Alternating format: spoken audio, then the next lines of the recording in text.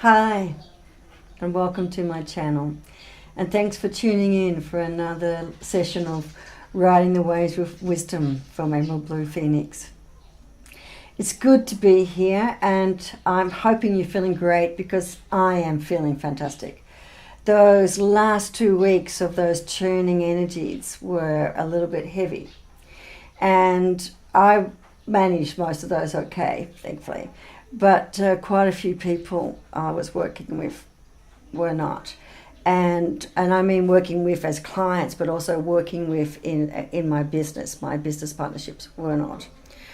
So for most of us, I'm hoping we managed to surf those energies very well, but perhaps some of the people we're closest to and we're working with didn't manage to do that. So that probably made it tough for some of us. So now what's happening is everything is starting to settle down. Chiron's feeling comfortable, Saturn's feeling comfortable. We can sigh some relief. And the good news is that on the 26th, I'm just looking at my notes here. On the 26th of this month, Venus moves into Pisces. And that's really, really good because Venus sits comfortably in Pisces. And of course, as you know, Chiron is also in Pisces. So let's talk about, first of all, Venus shifting in. And as I said earlier, at the beginning of the transit in and at the end of the transit out is the time when the energies are the most variable, I suppose is the way to put it, the most variable. That's when we feel it the most. So Venus is all about love and expansion. And it's about what we love, and it's also got to do with not just more and who we have our personal relationships with, but it's also got to do with the bigger concept of partnerships. So when we're thinking about Venus, don't just think about one-on-one, soulmate, twin soul. It's also talking about the extended relationships we have and that general love. And of course, it's still talking about love for ourselves, yeah? Because one of the nice things, I don't know if you do meditate, but the Buddha's meditation in where I live, Lao, has the left hand underneath the right hand. I have to make sure I've got my right hands working. And what that talks about is you must first give love to yourself before you can give love to the rest of the world. And that's really beautiful, and that's really what Venus is all about as well. So that's also really nice. So what's going to happen is that Pisces is a nice energy. So we're going to have Venus moving into this lovely energy. And the one thing to remember about Pisces is nothing is black and white in Pisces. It's duality. Remember, we've got the two fish happening. So it's yin and yang. It's black and white and in between. So it's nice because it's moving into something to do with partnerships and something to do with partnerships for life, which is what those fish represent. But it's also an yin and yang, which is the male and female. But it also means that everything is not clear cut, right? Because it is Pisces, and Pisces is never clear cut. It's not black and white. You know, they have all these colors in between. So Venus is joining Chiron, and Chiron is about values. So for the most part, it's going to be really, really nice for us because Venus and Chiron work pretty well together, and Venus has a tendency to soften the negative impacts of Chiron. Because remember, Chiron is all about our inner values, and particularly where there's tensions in those values and the external doesn't reflect the internal. So that's where we get those conflicts. And what we're going to have here with Venus is coming into the mix is we're actually going to have conversations, whether they are with your partner or with yourself. And these conversations are about not just who we love, but most importantly about how we love. It's about how we love each other, how we take care of the person we love, how we demonstrate our love. And of course, in that is also how we love and take care of ourselves. So it's all about the how. And what we might find happening with these two coming together is it's going to start opening up these feelings for us and some questions about how are we being loved and how are we loving the people in our life. And that's a really good conversation to have. because a lot of time relationships break down not because we don't love each other, but because how we're loving each other is not working. I'm not feeling loved even though the other person loves me, because how they're demonstrating that love to me is not my values for how I want to be loved, right? So this is where Chiron's coming in. So this is what's going to be happening, and some of you may have already started having those conversations because it's on the move, and that week before Venus moves and that week after Venus moves, this is the high time for these tensions to start bubbling up.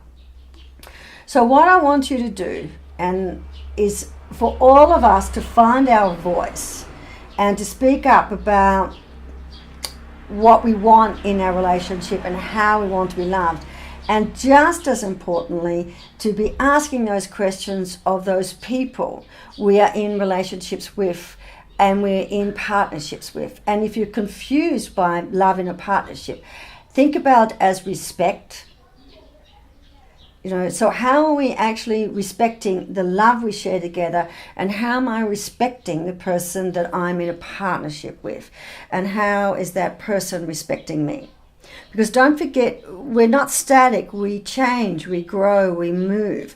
And some of us who are in long-term relationships, we need to keep having those conversations and keep moving things around and growing together and changing that as we move and grow. And we've had some massive growth spurts in the last couple of years. And some of us have really moved and changed some things quite fundamentally. So of course those changes we've made inside need to be reflected on the outside, and that also has to do greatly with the reflection of what's our relationship like. So I want you to have those conversations. I want you to be assertive in terms of not just voicing your own questions and needs, but also assertive in ensuring that the person that you or persons that you're talking with are also being truthful and honest with you and sharing their needs from you. So that's what the conversation opportunity is here. And don't be surprised if you get a few little niggles about, why am I not happy with that, and why is that sitting with that, and I thought I was complimenting X and X is not responding like I've complimented them at the most basic level. So that's all to do with Venus moving into Pisces. But remember, it's an expansion of your love. And love is one of those beautiful things that there are no limits to love. Absolutely no limits to love. And when you give love, when you pass love out, it multiplies and it comes back to you in huge waves of love. So now is the time to love yourself, love the others in your life, and not just in terms of amour, but also just in terms of respect and showing it, demonstrating it in ways that the other people in the relationship value and understand. And likewise, to seek that from other people, that they demonstrate their love and respect you in ways that you want them to, that feed you. All right, so it's about feeding us. So that's Venus, and very nice it is too. And that's going to happen on the 26th, so that's going to happen shortly. And again, a couple of weeks. While Venus has moved 2 days later, Mercury, and I'm actually kind of looking forward to this because that last week is this week as Mercury is coming up to a stationary, and then it's going to move and go forward, also in Pisces, but it's going to go forward in a shadow period. So it's not going to go full forward in all its glory, all its force. So what that's going to mean is the messages are going to become a little bit more nebulous or less transparent, less obvious that this is the messages that are coming through. But it's all going to be about growth, and it's all about moving forward. So that's going to be really, really nice. But Mercury in Pisces is a little bit interesting because Pisces, as you know, is this kind of duality. Mercury also has a duality, above and below, the messenger from the gods, and it goes through the different realms, above and below the plane of Earth. So we might find a few small niggles are coming out, a few signs of discontent and disconnection. And if you put that together with what we talked about before with Venus, that might be your inkling that you need to have the discussion, because you got a bit of a niggle and you got a bit of disconnect. But remember, it's having a discussion. You are not making, at this stage, demands. You're just having a discussion about that. If you're feeling the need to make demands, I'm going to ask you to do that in a loving, respectful way, because it is all part of Venus. And sometimes in this beginning of the move, things are a little bit exaggerated. So just take care in this first week that you're not over-exaggerating, and you're not trying to intensify this feeling too much. So just spend a little time with it before you start to have that conversation. And if you need to have a discussion with someone you trust first, do it, particularly for those who think that they might be having some major discussions about relationships and partnerships, because that's also in the wind, right, when Venus is on the move. Because Venus on the move is both beginnings and endings. So it might end a relationship, or it might end a phase of a relationship, or it might start a relationship or start a phase of a relationship. So you never know. So that's happening on the 28th, quite quickly afterwards, but it's shadow, so don't expect everything to immediately start going forward. And the shadow period will take us through to the end of March, and then through again, probably for at least 2-3 weeks, we're going to have this shadow period upon us. And then things will become clearer. Okay. So around Venus and Mercury, this has all got to do with communication and nebulous communications. So, and I said nebulous communications or non-transparent communications. So you might need to think about doing some third eye, throat and heart chakra opening if you're not doing that already. And third eye is your perception eye.